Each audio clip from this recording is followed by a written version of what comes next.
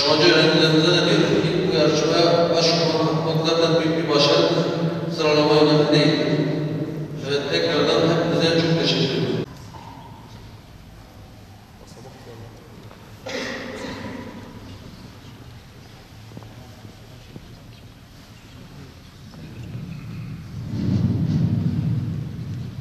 Esselamu aleyküm ve rahmetullahi ve berekatuhu.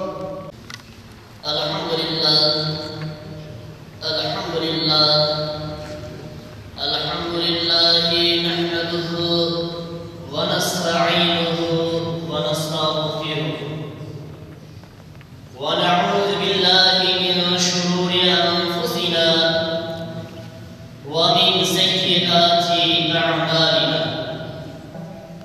من يهد الله فلا مضل له ومن يضلل فلا هادي له نشهد أن لا إله إلا الله وحده لا شريك له ونشهد أن سيدنا محمدا عبده وحبيبه ورسوله.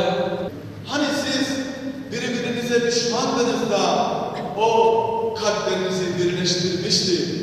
Onun nimeti sayesinde kardeş olmuştunuz. Yine siz bir ateş çukurunun tam kenarındaydınız de o sizi oradan kurtarmıştı. Allah size ayetlerini öyle apaçık bildiriyor ki doğru yola eresiniz. ألا إن أحسن الكلام وأبلغ